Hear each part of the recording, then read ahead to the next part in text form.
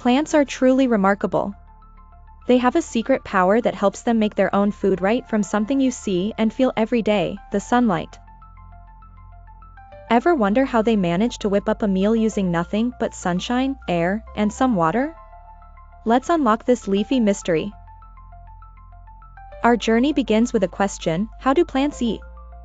If you've ever seen a plant, whether a towering tree or a tiny flower, you might notice it doesn't have a mouth like we do. Well, plants have an extraordinary way to feed themselves called photosynthesis. This might sound like a big word, but it's really a fun process. The sunlight feast. Imagine the leaves on a plant as pancake-shaped dishes catching drops of sunlight. The green color of the leaves comes from something special ready to gobble up sunlight, called chlorophyll.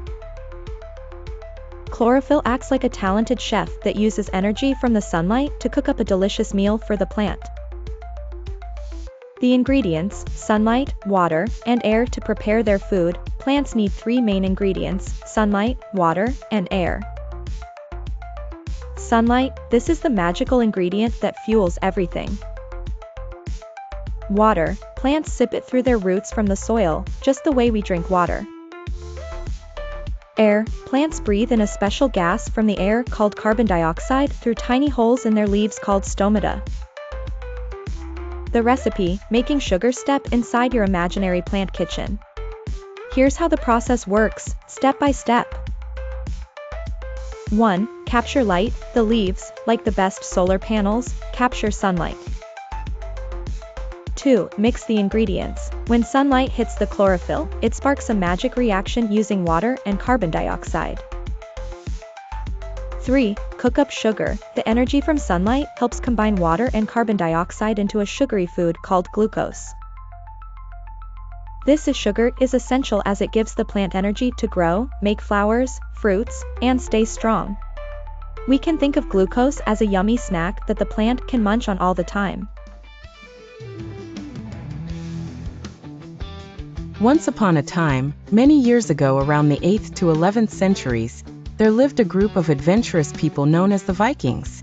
They came from places like Norway, Sweden, and Denmark in a region called Scandinavia. These people were known for sailing the seas in their long ships, exploring new lands, and sometimes even raiding villages for treasure. The Vikings were fascinating for many reasons. They weren't just fearsome warriors. They were also skilled farmers, traders, and explorers. They traveled great distances over the ocean, reaching places like Britain, Ireland, Greenland, and even North America long before Christopher Columbus was born. Imagine sailing on one of their long, narrow boats, with a dragon's head carved at the prow, gliding over the sea waves. The Vikings navigated their ships using the sun, stars, and even birds to find land. They were like the astronauts of their time, exploring the unknown. But life for the Vikings was not just about adventures on the sea. At home, Viking families lived in longhouses made of wood, where they would tend to their farms, keeping animals like sheep and pigs and growing crops such as barley and wheat. They were very skilled workers and made beautiful jewelry from silver and gold.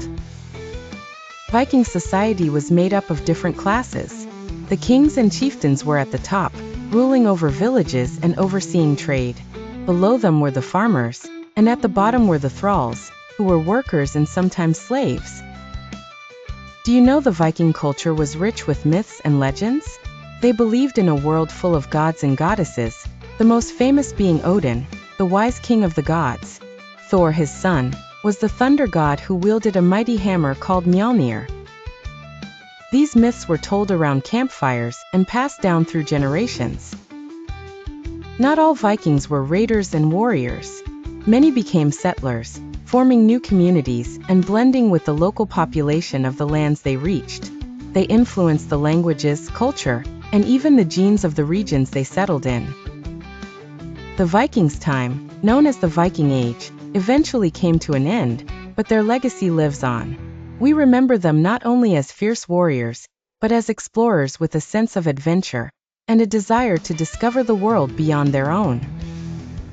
Isn't history amazing? Next time you read about faraway lands or epic adventures, Think of the Vikings and their incredible journey through history. In the gentle hills of ancient China, where bamboo groves whispered in the wind, there lived a young disciple named Ming. Ming was of a curious nature, always buzzing with questions that flitted about like the dragonflies over the lotus pond. Though earnest in his practice, he often felt turmoil within, a constant flutter of thoughts and worries. One morning, the venerable Master Li noticed Ming's troubled demeanor. The wise teacher, whose silence was as robust as a mountain and as flowing as the river, invited Ming to join him on a walk through the monastery's serene gardens. As they strolled among the flowering cherry trees, Master Li spoke gently, "Ming, tell me, what troubles you?" Ming hesitated, then poured out his heart. "Master, my mind is like a marketplace. It chatters constantly, and I cannot find peace. I diligently study the sutras and practice meditation, but silence eludes me." Master Li chuckled softly and paused under the shade of a magnolia tree. "Ming," he said, "silence is not the absence of sound, nor is it found in seclusion alone. It is within you, waiting to be embraced." He gestured to a nearby pond, its surface calm and clear.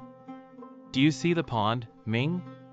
When it is still, the moon reflects perfectly upon it. Our mind, too, must find its stillness to reflect the truth. Come, sit with me in silence." Days turned into weeks as Ming practiced this newfound teaching. He joined Master Li every dawn, sitting in quietude by the pond. He observed the ripples caused by wind and rain, realizing how external conditions affected its tranquility. Gradually, he learned that his thoughts were like those ripples, impermanent and influenced by his external interactions and internal cravings. Through embracing silence, Ming discovered a profound inner space, a realm untouched by the chaos of daily life. The less he spoke, the more he listened, to others, to nature, and most importantly, to the depths of his own heart. One day, Master Li noticed the change in his disciple. Ming's eyes now held the tranquil clarity of the pond at dawn, unmarred by the ripples of restlessness. Master Li gently imparted, "Remember, Ming, the true silence is the one that resounds within, despite the noise of the world. In silence, you will hear the Dharma more clearly than spoken words can teach." Embrace your truth, even when surrounded by silence. There is no greater agony than bearing an untold story inside you. Maya Angelou. The single biggest problem in communication is the illusion that it has taken place. George Bernard Shaw. To be yourself in a world that is constantly trying to make you something else is the greatest accomplishment. Ralph Waldo Emerson. Imagine standing outside just after a rainy day, when the sun peeks out from behind the clouds, and suddenly, there it is, a beautiful, colorful arc stretching across the sky. Have you ever wondered how exactly these mesmerizing rainbows form? Let's dive into the magic of light and water. The story of a rainbow begins with sunlight. Although sunlight looks white, it is actually made up of all the colors of the rainbow: red, orange, yellow, green, blue, indigo, and violet. These colors travel together in waves, with each color having a slightly different wavelength. Now, think of a raindrop like a tiny ball of glass. When the sunlight enters a raindrop, something magical happens. The light slows down and bends. Scientists call this bending refraction. At this point, the white sunlight begins to separate into all its different colors, like a secret hidden inside the light is revealed.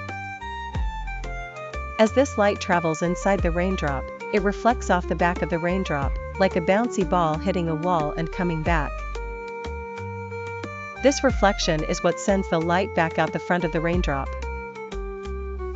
But here's where the real magic happens. As the light exits the raindrop, it bends again. This second bending, or refraction, spreads out the colors even more. In fact, it's what makes them visible to our eyes as a rainbow. Each color bends at a different angle.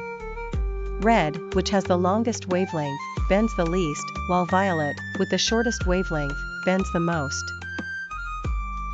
This separation of colors in a neat order creates the vibrant spectrum we see. For you to see a rainbow, the sun needs to be behind you, and the raindrops should be in front of you. Many raindrops reflect the colorful light back toward us at slightly different angles, combining to form a large arc with red on the outside and violet on the inside. So, the next time you see a rainbow, remind yourself of the tiny sun raindrop light show happening in the sky.